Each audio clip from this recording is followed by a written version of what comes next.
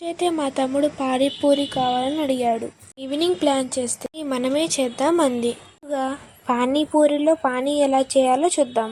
టమాటా, 5 పచ్చిమిర్చి, కొత్తిమీర, చిన్న అల్లం ముక్క, పుదీనా, కొత్తిమీర, మిర్చి, అల్లం ఇవన్నీ మిక్సీ బాగా వేసుకోవాలి. జీరా 1 టీ స్పూన్, ధనియా పౌడర్ 1/2 టీ స్పూన్, సైజ్ అంత చింతపండు తీసుకోవాలి.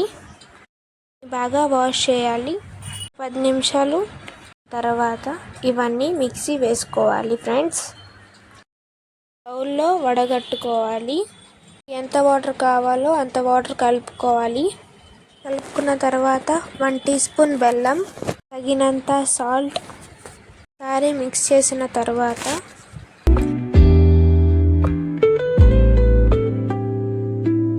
లైట్గా యాడ్ చేసుకోండి కారంని. ఒకసారి అన్నీ బాగా మిక్స్ చేసుకోవాలి ఫ్రెండ్స్.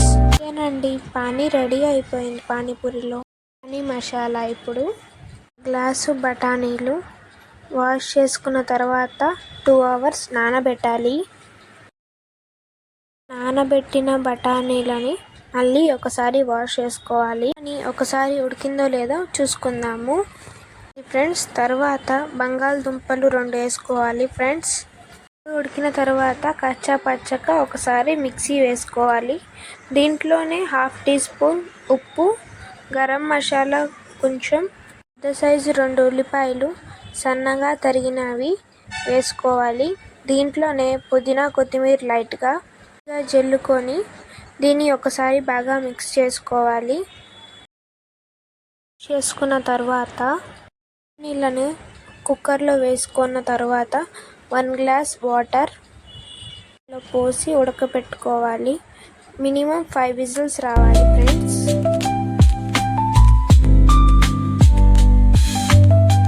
పెట్టి ఆయిల్ వేసుకోవాలి. పానీపూరి చిప్స్ వేయించుకోవాలి.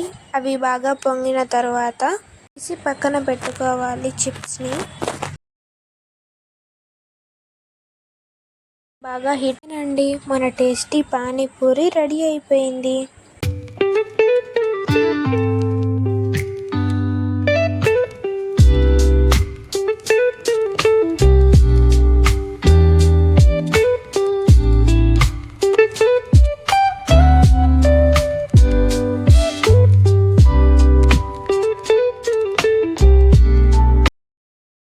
ఇంకా మా తమ్ముడికి నేనే చేశాను కాబట్టి కొంచెం ప్రేమగా పెట్టాలని నేనే పెట్టాను. ఫస్ట్ తిని ఏం చెప్పలేదు. నెక్స్ట్ తిన్నాక సూపర్ అక్క సూపర్ అన్నాడు. మీకు మా ఛానల్ నచ్చినట్టయితే please like, share and subscribe to my channel అండి.